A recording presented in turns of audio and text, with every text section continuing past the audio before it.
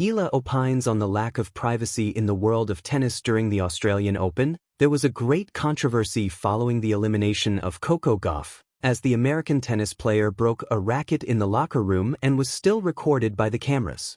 Many circuit players spoke about the lack of privacy they have even off the court, and now Alexandra Eala has also expressed her opinion on this.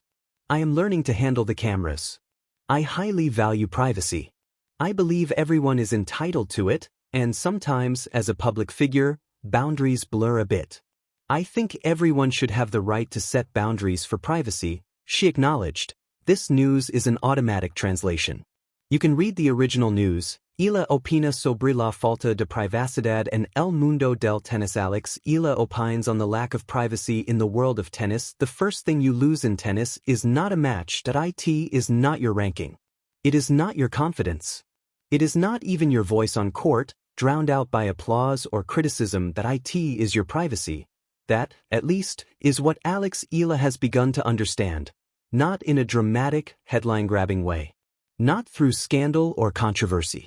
But through the slow, almost invisible erosion that comes with growing up in a sport that watches everything. The glass court tennis is played in the open. Unlike team sports where athletes blend into formations, tennis isolates. A single player stands alone on a rectangle of painted lines. Every movement is visible. Every mistake amplified. Every emotion captured in high definition and replayed in slow motion. For Eala, whose rise from junior Grand Slam champion to professional contender has been chronicled since her early teens, the court has always felt a little like glass. Transparent. Exposed. When she was younger, it felt thrilling. People noticed her. People believed in her. People celebrated her victories as national triumphs. But as the years passed, attention sharpened into scrutiny. A double fault wasn't just a mistake, it was a discussion thread. A first-round exit wasn't just a tough day, it was a debate about potential. A coaching adjustment wasn't just strategy, it was speculation. In tennis, performance is public. But increasingly, so is everything else. The digital stadium. Eala belongs to a generation that never knew professional sport without social media. When she wins, notifications explode. When she loses, so do opinions. Platforms that once seemed like bridges to fans have become endless corridors of commentary. Praise flows freely, but so does criticism, some fair, some harsh, some anonymous and unfiltered. A teenager learning to construct her identity now does so while being watched by thousands, sometimes millions. A practice session clip can spark analysis. A facial expression mid-match can be labeled frustration, weakness, arrogance. A quiet week off can turn into rumors. There is no off-season from visibility, and while tennis tournaments may end on Sunday, the digital stadium never closes. The weight of representation. As one of the Philippines' most prominent tennis players, Eala carries more than a racket when she walks onto court. She carries expectation. Every athlete represents something: family, coaches, country. But when you come from a nation hungry for global tennis success, the spotlight can burn hotter. Privacy narrows further when you become symbolic. Wins are celebrated as collective victories. Losses become communal disappointments. Even moments that should belong to the individual, growth, doubt, recalibration, are filtered through public narrative. But an athlete's development is rarely linear. It is messy, uneven, human. Privacy is what allows that humanity to breathe. Without it, growth feels like performance too. The invisible camera. Tennis has always had spectators. But today's visibility goes beyond the stadium. There are cameras in practice courts. Cameras in hallways. Cameras on phones. A candid training clip becomes content. A tired airport walk becomes a viral photo. A short comment becomes a headline.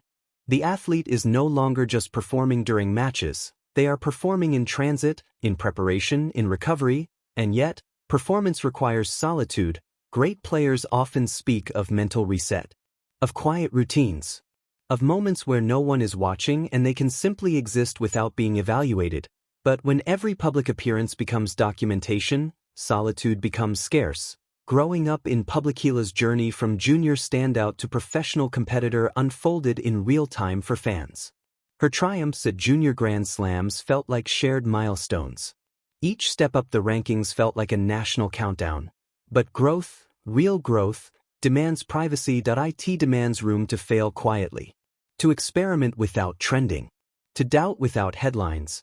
Tennis is unforgiving enough without the added pressure of perpetual commentary that a missed volley already echoes in the player's mind. It doesn't need thousands of digital replays to sting deeper. For young athletes especially, the challenge isn't just technical, it's psychological. They are building identity while defending ranking points. They are discovering who they are while the world decides who they should be. Privacy would allow that discovery to be organic. Instead, it is often accelerated and compressed. The economics of exposure. Modern tennis is intertwined with branding. Sponsorships reward visibility. Engagement metrics influence opportunity. Personality becomes marketable. Athletes are encouraged, sometimes subtly, sometimes directly, to share training snippets, behind-the-scenes glimpses, personal reflections. The line between professional and personal blurs.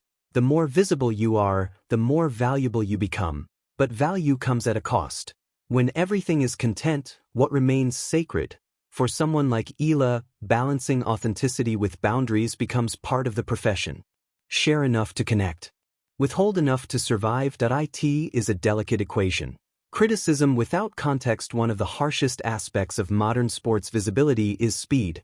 Matches are analyzed in real time. Opinions form before the final point is struck. Commentary is instant and often absolute. Yet tennis careers are marathons, not sprints. Development can take years. Adjustments can take seasons. Confidence can fluctuate weekly. Without privacy, however, patience disappears. Every tournament feels definitive. Every ranking shift feels dramatic. Eala understands that criticism is part of elite sport. But what she has hinted at, through interviews and subtle reflections, is the importance of protecting mental space. Not every voice deserves entry. Not every opinion deserves weight. Privacy, in this sense, is psychological armor. The quiet between points. Watch closely during a match. After a rally ends, there is a brief pause. The player turns away from the net, adjusts strings, takes a breath, walks to the baseline. That is the only privacy tennis offers during competition. A few seconds to recalibrate. Now imagine if even those seconds were narrated endlessly. The truth is, elite athletes cultivate inner rooms, mental spaces where outside noise cannot enter. Without those rooms, resilience fractures. Eala's generation must build those rooms more deliberately than ever before. Because the outside noise is louder, closer, constant. The myth of access. Fans often believe access equals intimacy, seeing an athlete's training routine, reading a candid caption, watching a behind-the-scenes vlog. It creates the illusion of knowing them, but curated access is not the same as unrestricted access. Athletes still need corners,